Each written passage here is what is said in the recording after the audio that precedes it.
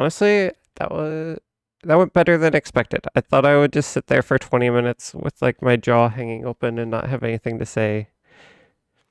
I'll make it last an extra second or two. Yeah, so we'll figure out the timing on that someday. um, yeah, yeah. Of course, something like Hogwarts Legacy is easy for me to talk about and have reactions to. So I feel like just need to react to the right content and we'll be good. Um, I think the game was called Quidditch World Cup.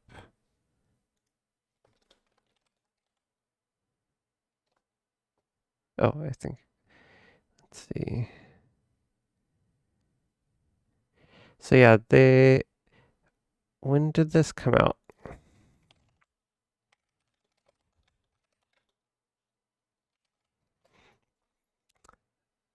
Yeah, so this came out 2003, so almost 20 years ago, and this was for PlayStation 2, Game Boy Advance, GameCube, and Xbox. I had it on GameCube. Um, the graphics looked bad even for the time, to be honest. It was like a PlayStation 2 game that looked like a PlayStation 1 game. Um, and I forget how the game. So I think you started out at Hogwarts, and I don't even know if there's a character creation or you were just like given a character. Oh wait, no, you didn't. You didn't have a character. They were pretty much all the teams were like the teams during the time of the Harry Potter game. But you start at Hogwarts and you pick your house team, so you could pick Gryffindor, which had like Harry and Ron and all of them, or Slytherin with Draco, or Ravenclaw. I think it was supposed like the sixth year team, or I don't know. I think because like I think Cho Chang was on the Ravenclaw team, and of course Hufflepuff gets like no named characters, so I don't even remember who's on the Hufflepuff team. But you pick your team, and then you compete in like the House Cup, and I don't know, those maybe like 10 games, and from that, eventually you win the House Cup, and you like graduate to the Quidditch World Cup, where there's like 20 countries or something like that, and you pick your country and compete in the Quidditch World Cup, and that's like the difficulty goes up. But yeah, it was super interesting, kind of janky. And you were playing the whole team, which was also a little jarring sometimes. So like you'd be playing with like the seekers, the beaters were just kind of there, like you didn't actually control them. You were just like as like oh, I forget the titles. As like the keeper or the wait, what's the last position? I forget. It's been so long. Chaser? Is it Chaser? I think it's Chaser. But yeah, you as the chaser, you just like dodge the quaffles. Um, yeah, beater, keeper, chaser, and seeker. I think. Um, but yeah, well, here's some gameplay so you can kind of see. Um,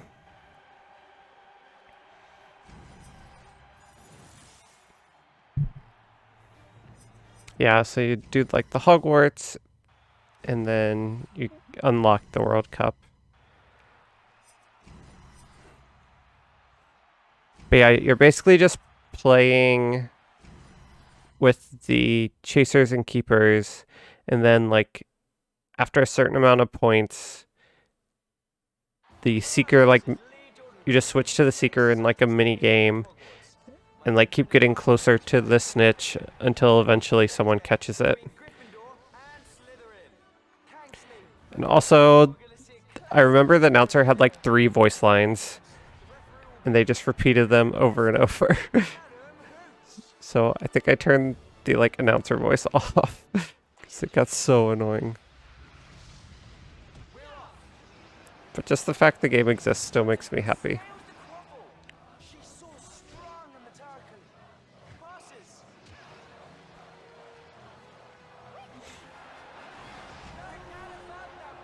But like an actual like 7-on-7 version of the game would be pretty fun. I feel like with Quidditch, it's hard because of how like the secret rule works. I feel like you'd almost need to modify the rules to work in a video game, but I think people wouldn't like it as much then, so it's a bit awkward. But yeah,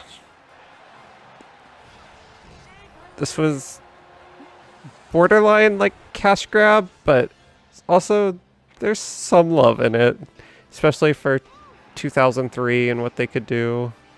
Like, it definitely wasn't the highest budget game, but you get to play Quidditch. Like, it's an accurate representation. I don't know. For some people, having all the actual Harry Potter characters in the game was probably a cool thing. I wasn't that excited about it. Let me see if I can find the...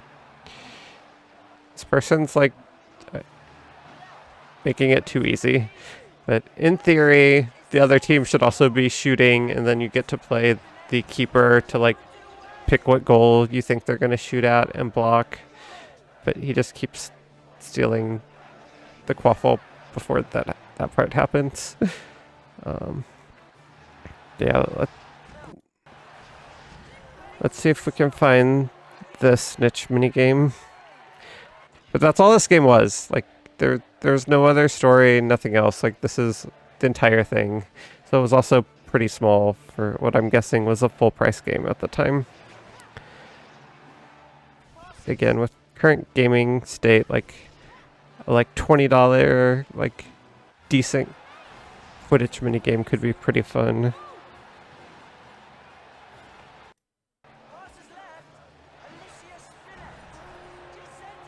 Okay, so I think the snitch minigame is gonna start around here.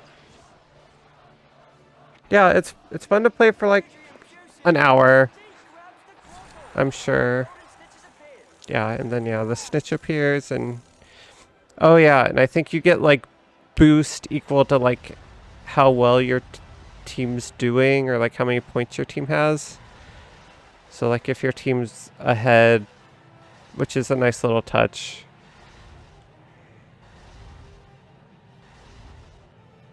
That makes it more likely that if you're actually like winning the game, they can't just grab the snitch and win, which from a video game perspective is fair. So yeah, I think if you fly in like those little like glowy lines, you get extra speed boost as well. So you're trying to stay in like the yellow path while picking up the little boosts. And if you get close enough, then you grab it. But it's also faster the first time you do it. Then each subsequent time it gets a little slower, so the game will eventually inevitably end because you'll just like automatically catch up to it, or the AI person will grab it. But it'd be fun to actually play against other people. I think it did have like you could play against other people, but I don't think I ever actually played it with anyone else. That would have been interesting to see how that worked. And yeah, just when you get close, you automatically grab it.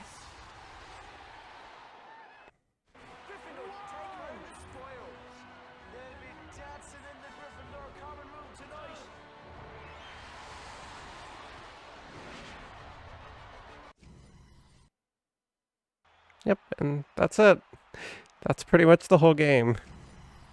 So, like, cool it exists, fun to play a little bit, but oh, I forgot about. Oh yeah, when you get to the Quidditch World Cup, um, each country has like special moves. Oh, this is interesting. I didn't even know they had the full names.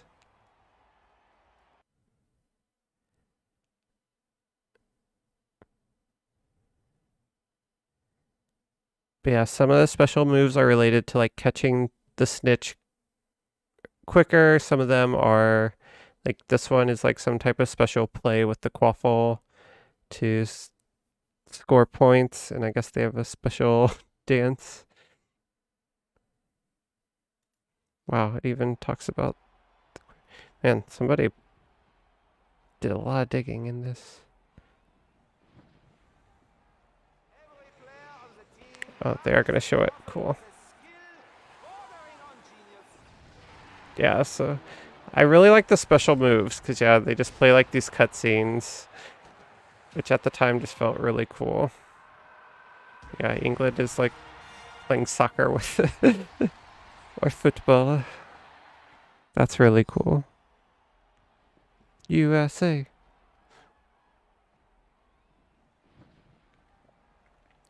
What is USA? Pretty sure I played as USA when I did the World Cup. World Cup. I don't remember what their special move is. Oh, it was basketball. It's called the Harlem Shuffle. Oh, the things I did not appreciate when I was a kid playing this.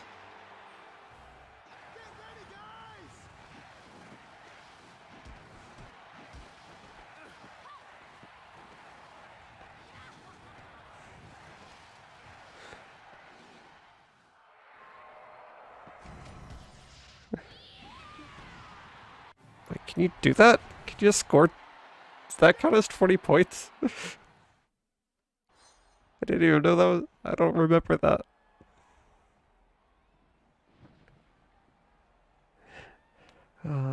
That is funny. Alright, this is the last one I'll watch. Kind of want to watch them all, but I don't want to sit here for that long either. The tsunami. Spinning martial arts. Yeah, it's worth 20 points. How about that? Oh, their stadium's so cool. I don't remember that.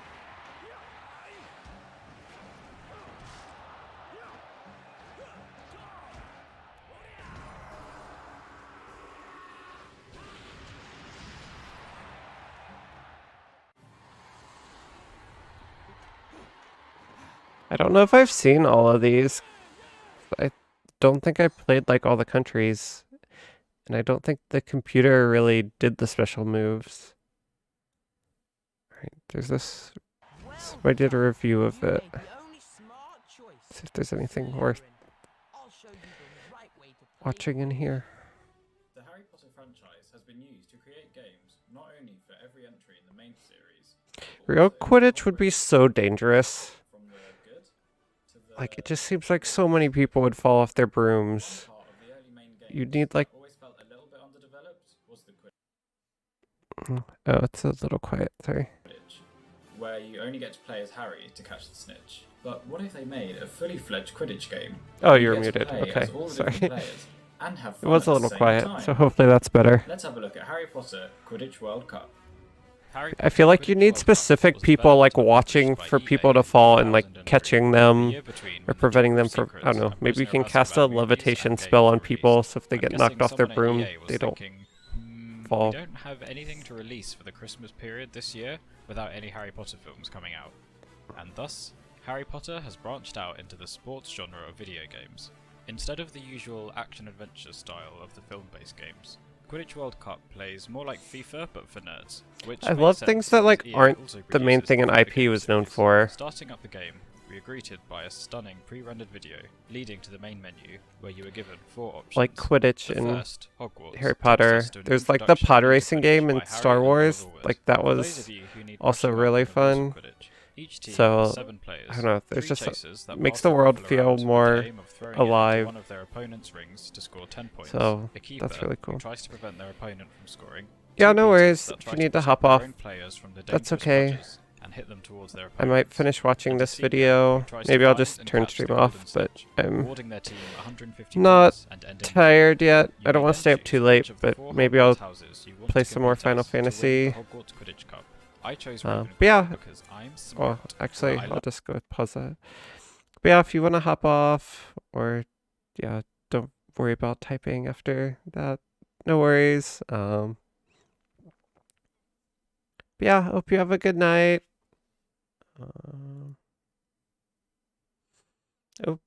Oh no, what happened? It's not the right thing. Oh no, did I? Oh no. That's sad.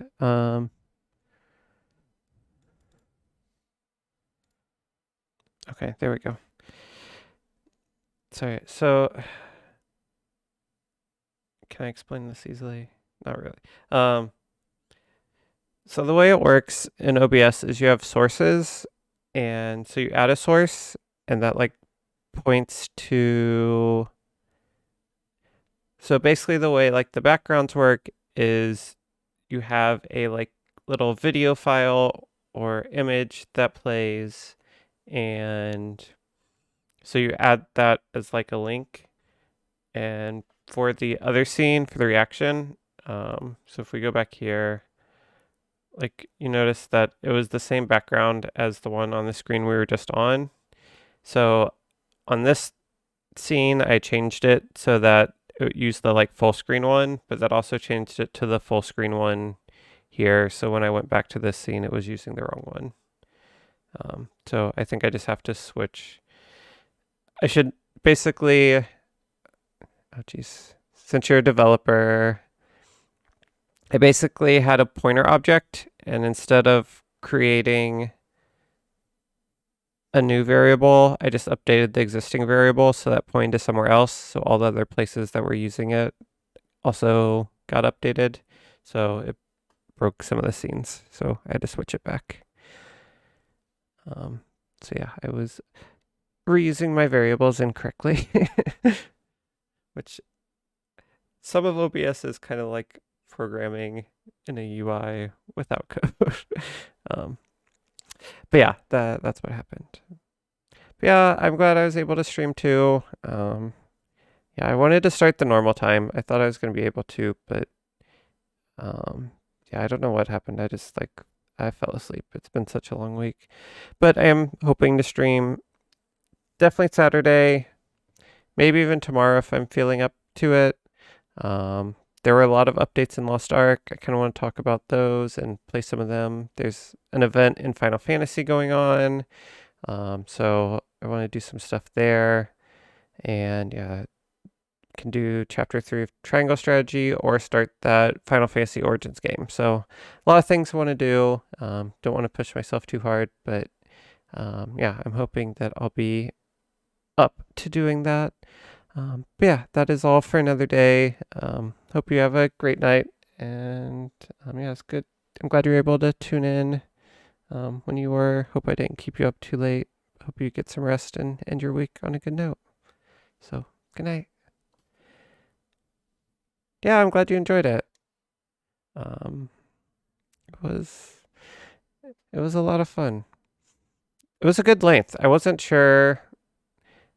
I like that they don't try to make them like too long. Like that could have easily been like an hour video with a lot of not interesting stuff, but it was like a really done like 12 to 15-minute presentation with another 5 minute of like developer commentary, and so yeah, I that made for a really good reaction.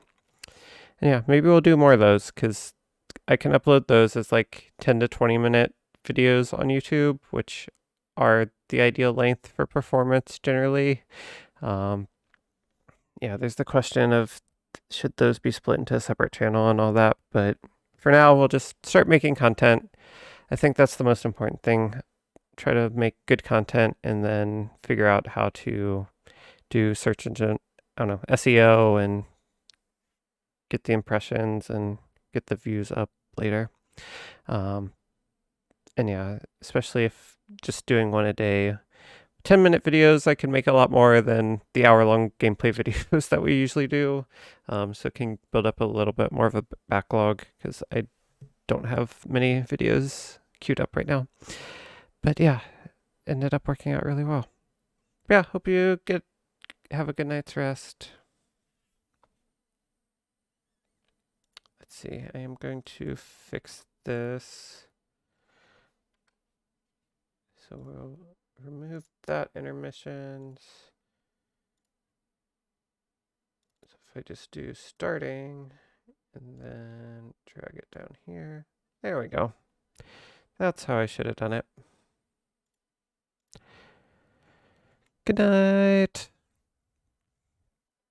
learned that Cho Chang was apparently the Ravenclaw Seeker. Didn't know that apparently. The Hogwarts section of the game acts as the tutorial, where before your first Quidditch match, you are taught the basic moves. Passing the quaffle is easy enough by pressing pass and pointing in the direction of the chaser you wish to pass to. You can also hold the pass button down to throw the quaffle with more force. And Next it's up just is so tackling and nostalgic. scoring. Again, simple enough, where you can steal the quaffle from an opponent's chaser by pressing the tackle button when you are next to them, and score by pressing the shoot button, where again holding it in shoots with more force. There are pros and cons to holding in the pass or shoot buttons, where a faster throw means the quaffle is in the air for less time, but there is a bigger chance of the opponent stealing the quaffle from you, or more time for the keeper to block the ring you are aiming at. Thirdly is catching the golden snitch, although in the challenge you're actually catching an escaped golden snidget, a magical bird that was used in Quidditch until they were becoming endangered, and the golden snitch was made as an alternative.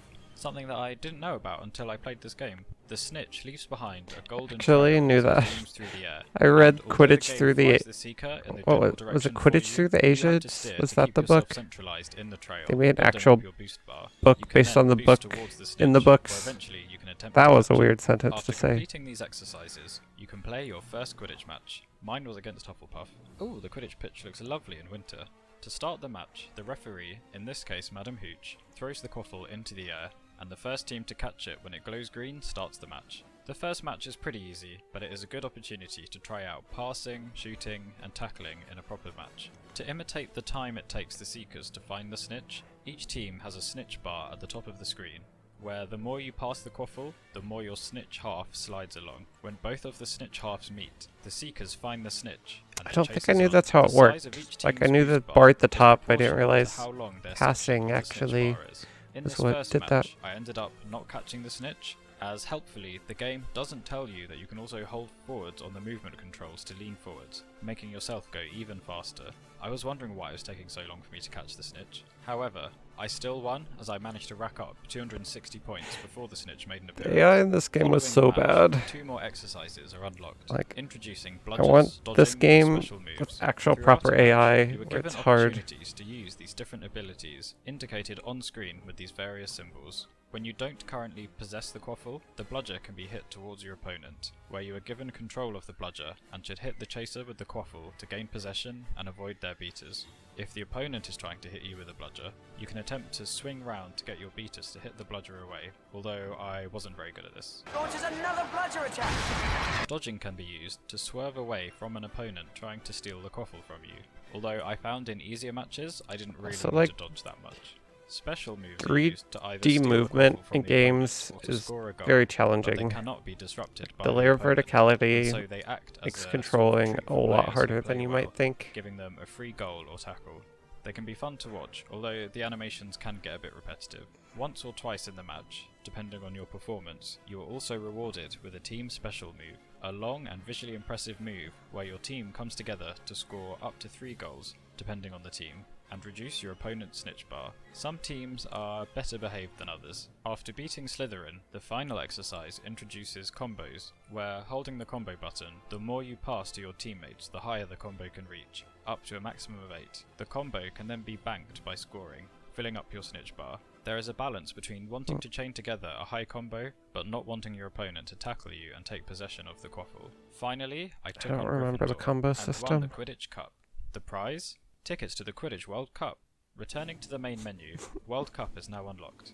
You now get to choose a team to play as in the World Cup, from England, USA, Japan, Germany, France, Australia, the Nordic team, Spain, and Bulgaria. Although Bulgaria is only unlocked when you collect a certain It's actually a number of lot wizard fewer cards. teams than I That's remember. right, wizard cards So are weird back as a again. kid how you think In there's this like game, so much they are content. rewarded for completing exercises There's under actually a like certain time 6 and a range teams. of match-based tasks, such as beating a team in a certain stadium or preventing the other team from scoring for the whole match. Different things can be unlocked after collecting a certain number of cards or collecting particular cards, including access to stadiums, match difficulties, and team special moves. All of this is viewed in the inventory from the main menu, where it also contains the settings, list of special moves you've unlocked, and a rememberall to load or save your game. Back to the World Cup. Each team has certain strengths and weaknesses in terms of passing, scoring, or their team's special move, although you are not made aware of these before playing. I chose Japan, knowing none of the info, but purely because they looked cool. but they actually ended up playing pretty well. The World Cup has 18 rounds, where each team plays each other twice, once in your home 18 stadium rounds. and once in theirs. The stadiums I guess that's the only game mode. Just sounds like so many games. A quick look at them all.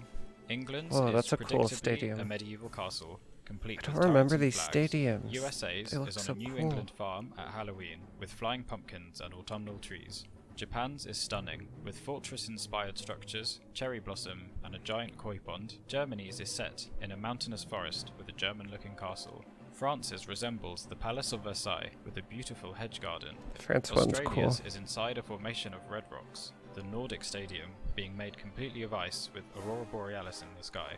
Spain's is built inside a castle with the evening sun beaming in, and Bulgaria's resembles a dark, gloomy Gothic castle.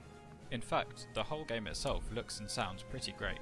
Most of the characters look good, where a slightly more cartoony style has been chosen, leading to a game that has aged well, unlike certain characters in Prisoner of Azkaban. Some of the non-Quidditch I don't players disagree can look with a bit that, funny, but it's nice but the every now and graphics then were to be reminded that Ravenclaw not brought great tears to for the World Cup. time. So cute. when you Throughout put the it up matches, against other there are games that also came a out at few the mini time. cutscenes after special moves or But after scoring goals. Does They look actually pretty have great, although aged can get a bit decently repetitive, well. Although there are a few nice details, such as Bulgaria being overly aggressive with their tackling special move. The team special moves are also great, where highlights include Japan's with a lot of karate and fireworks, Australia's with waves and surfing action, and the Nordic team's ice-themed move. Bulgaria's is suitably violent, and England and the USA's are sports themes with football and basketball respectively. Some of the sound effects are also good, with nice details including the scoring sound being different in each stadium, such as the church bells in the Spanish stadium, the didgeridoo in Australia's, and a giant horn in the Nordic stadium. The music, again by Jeremy Soule, is about as magnificent as you could expect for a Quidditch game. Fair. Commentating is a nice touch, where Ludo Bagman is pretty good. With a long pass, Sato passes Suzuki unloads. No doubt about that one. Although some of the guest commentators can be annoying. If the player is not passing well, they should not be playing the World Cup Quidditch! Although there are a few nice lines. Probably the best chasers in the world right now. Rubbish. Well, I'm sorry if you don't agree, but Oh, use your brain, Ludo! Playing the World Cup, I had to play on second easiest difficulty, due to that's all I'd managed to unlock up to that point, which made most of the matches a breeze, and I won the World Cup in no time. Completing the World Cup unlocks a final stadium, Quidditch. Although it sounds like J.K. Rowling pandering to LGBT people despite having no LGBT inclusivity in the book series, and also being a massive turf, Quidditch Marsh is actually the site on which the first match was played of a sport that would eventually morph into the Quidditch we know and love today. It would have been cool in the game if the match played in a slightly different way to reflect this, but as far as I can tell it is essentially just another stadium, but with lovely music. The main menu also has Exhibition, which is essentially how you can set up a custom don't match remember that out of all extra the game teams mode. and stadiums you have unlocked so far, and it's here that I tried out the now unlocked Firebolt difficulty, the most difficult mode, and boy was it a lot harder. It kind of feels like actually playing against a real person. Speaking of, Exhibition mode also lets you play with another person. Weird they locally. locked the Nice hardest feature. game mode. Although good luck finding anyone who would want to play this in 2020. I used to have this game on PS2 when I was younger, where local multiplayer makes perfect sense. Now that I've completed the Hogwarts Cup as Ravenclaw and the World Cup as Japan, there's the other Hogwarts teams and all the world countries to compete as to unlock all the remaining wizard cards. I could do that, but I've got better things to do. Bye! I appreciate that. Felt like the right time to end it. Yeah, that was a good video. it is with great Let pleasure me that I award this year's Quidditch World Cup. put the URL. This was by Phil of Grammar. So that's Harry Potter Quidditch World Cup. Yeah, An early good Harry walk Potter down memory game, lane. It looks and plays pretty well. Obviously, it could have been a bit more complex, and probably could have done a better job at explaining how to play. But for a spin-off game, of a game series, of a film series, of a book series, it's actually pretty fun. I can't imagine they would make a Quidditch game like this again nowadays, but if they did, I would love to play some online Quidditch, assuming anyone else would be playing it as well. But in the meantime, I'd be thanks down. for watching, and I'll see you next time. Wow, look at those teeth. Teethy. Mr. Teeth. All right. Again, I'll post the video one more time. Go check it out. Give it a thumbs up. That was a really good nostalgia review. But yeah, I think that is it for this video.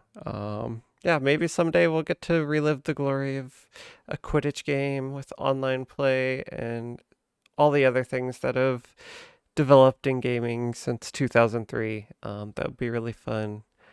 But yeah, thank you for watching. Hope